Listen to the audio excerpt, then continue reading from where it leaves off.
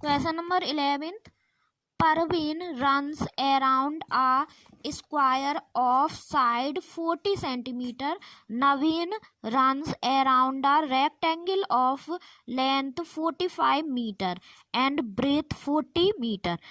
So student, एक परवीन है वो रन्स करता है, एक स्क्वायर का कोई फिगर है या स्क्वायर शेप में कोई चीज बनी हुई है जिसकी साइड 14 मीटर है, ठीक है। अब नवीन रन करता है एक रेक्टेंगल शेप में कोई चीज बनी हुई है, उसके चारों तरफ जो जिसकी लेंथ कितनी है 45 मीटर है और जिसकी ब्रेथ कितनी है 40 मीटर है। अब यहाँ पे पूछा गया हु कवर्स मोर डिस्टेंस, मतलब किसने ज्यादा डिस्टेंस कवर किया या रन किया, और किया किसने ज्यादा और कितना किया, ठीक है, and y how much. Clear, question is clear for you. So move on the solution of question number 11। Side of square equal to 40 centimetre दे रखा है, ये हम किसके लिए निकाल रहे हैं, परवीन के लिए। पेरीमीटर ऑफ स्क्वायर, पेरीमीटर ही क्यों निकाला है, चारों तरफ घूम रहे हैं ना, बाउंड्री के अंदर थोड़ी घूम रहे हैं। तो perimeter of square is equal to 4 into side, तो 4 into 40 equal to 160 meter. So therefore Parveen covers a distance of 160 meter. Now length equal to 45 meter, breadth equal to 40 meter. ये किसके लिए निकालना है, हम नवीन के लिए। Perimeter of rectangle equal to 2l plus b. So 2 equal to 45 plus 40, इसे add किया 85 आ गया, मल्टीप्लाई किया 170 मीटर आ गया। Therefore Naveen covers a distance of 170 metre.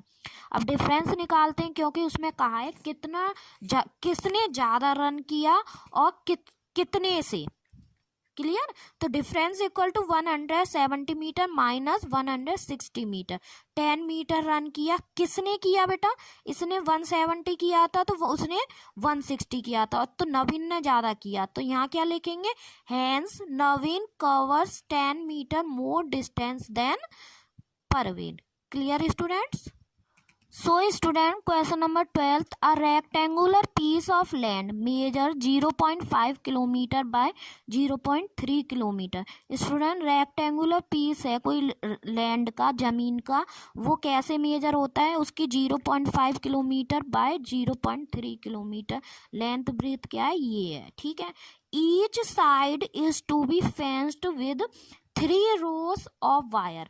जो हर साइड है, मतलब लेंथ है उसकी, वो 3 रो के वायर के, जो वायर है जो फेंस हो रहा है वायर से, वो 3 टाइम्स वायर से क्या हो रहा है, फेंस हो रहा है, जो रेक्टेंगुलर पीस ऑफ लैंड है। समझ में आया। What is the length of the wire needed. अब हमें ये बताइए, वो क्वेश्चन में कह रहा है कि कितनी वायर की लेंथ की जरूरत पड़ेगी उस पीस ऑफ लैंड को फेंस करने के लिए। क्लियर, तो बेटा लेंथ इक्वल टू हमें दे रखा है 0.5 km, breadth equal to 0.3 km। ये मान लो कोई पीस ऑफ लैंड है और इस तरीके से वायर को क्या करा है, लपेटा गया, फेंस करा गया, और 1 टाइम ही नहीं 3 टाइम्स, इसीलिए उसने कहा 3 रो। समझ में आ गया। तो पेरीमीटर निकाल लेंगे पहले रेक्टेंगल का ही, जो दे रखा है उसमें जो पीस ऑफ लैंड है वो रेक्टेंगुलर पीस ऑफ लैंड है, ये दे रखा है। तो 2l plus b equal to 2 bracket में 0.5 प्लस 0.3, 2 इंटू 0.8 1.6 किलोमीटर। अब बेटा किलोमीटर में नहीं होता क्योंकि डिस्टेंस होता है, और तो मैं इसे किस में चेंज कर लूंगी, मीटर में। Length of wire needed to fence with 3 rows of wire. अब पेरीमीटर हमारा ये कितना हो जाएगा, अब एक बार लगता तो पेरीमीटर इसका यही रहता, अब हमें ये कितना करना है, 3 बार इसी चीज को लपेटनी है, तो 3 टाइम्स हो जाएगा कि नहीं, 3 into perimeter of land. Is it clear, equal to 3 into 1600 equal to 4800 meter. फिर क्या लिख देंगे हम, hence the required length of wire is 4800 meter. Clear students? In question number 13, 3 square are joined together as shown in the figure. Their sides are 4 centimeter, 10 centimeter and 3 centimeter. Find the perimeter of the given figure. जो figure है, ये वाला जो figure है, इसका perimeter निकालना है, जो कि स्क्वायर है। स्क्वायर है, इससे हमें ये पता चला कि जो इसकी साइड्स हैं ये 4 होगा, क्योंकि ये 4 दे रखा है। इस तरीके से हम क्या कर लेंगे, बैलेंस कर लेंगे। ये 10 है तो मतलब ये 10 होगा, ये 10 होगा, ये 10 होगा। अब इस तरीके से ये 3 है तो ये 3 होगा, ये 3 होगा, 3 होगा। तो देखते हैं इसे कैसे सॉल्व करेंगे। सो स्टूडेंट्स, हमने क्या कर लिया है, आइडेंटिफाई कर लिया, ये स्क्वायर है तो ये 4 हो गया, ये 4 हो गया, ये भी 4। इस तरीके से ये 10 है तो ये 4 है तो ये कितना होगा, 6 होगा। समझ में आएगा। ये 10 में से अगर ये 4 माइनस कर देंगे तो ये कितना बचेगा, 6। इस तरीके से हम आइडेंटिफाई कर लेंगे। ये 10 है, फिर ये 3 है तो ये 3 होगा, ये 3 होगा, ये भी 3 होगा। Clear students. और ये कितना होगा, 7 होगा, क्योंकि ये पूरा 10 है। अगर ये 3 है, ये क्योंकि ये अलग स्क्वायर है, ये 3 है तो 10 में से 3 गया तो ये कितना बचेगा, 7 बचेगा। समझ में आ गया। तो perimeter of the given figure equal to 4 + 4। यहाँ से मैंने स्टार्ट किया है, 4 + 4 + 6 + 10 + 7 + 3 + 3 और +3 + 10 + 4, और मैं यहीं आके क्या हो गई, स्टॉप हो गई। Centimeter equal to 54 centimeter. Okay students. 14 fencing the compound of a house cost ₹4,930। अब ध्यान से सुनो, इसमें हमें क्या दे दिया, कॉस्ट दे दी है। किसी हाउस को फेंस करवाया होगा, उसमें कितना खर्चा आया, 4,930 का आया। अगर if the rate is ₹85 per metre, और पर मीटर की कॉस्ट कितनी थी, 1 मीटर की कॉस्ट कितनी थी, ₹85। Find the perimeter of the compound. अब पेरीमीटर बताओ कितनी लेंथ थी, उस कितनी लेंथ थी कंपाउंड की, इट मीन्स पेरीमीटर। अब ब्रेथ हमें दे रखी है 10 मीटर और लेंथ निकालनी है। तो देखते हैं इसे कैसे सॉल्व करेंगे। बेटा इससे ये तो समझ में आ गया हमें कि जो कि कंपाउंड है वो क्या है, रेक्टेंगल है। लेंथ गिवन है, ब्रेथ निकालना है, पेरीमीटर हमें क्या है, पेरीमीटर भी निकालना है। तो total cost of fencing the compound of house is equal to ₹4,930। Rate of fencing equal to ₹85 per metre. तो पेरीमीटर क्या होगा, पेरीमीटर हमेशा कैसे निकलता है, जो रेट पर मीटर का होता है उससे डिवाइड कर देते टोटल कॉस्ट को।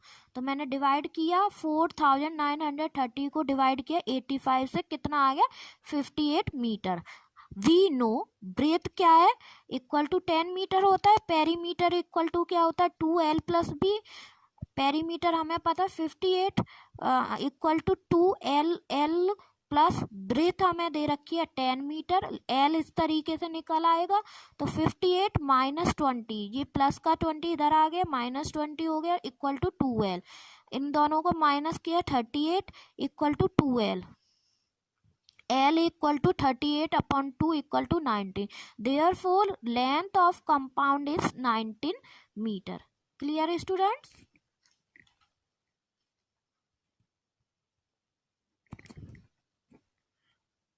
सी question number 15। In the given figure BCEF, ये जो BCF है, जो गिवन फिगर है, ये क्या है, स्क्वायर है, जिसकी साइड कितनी है, 6 सेंटीमीटर है।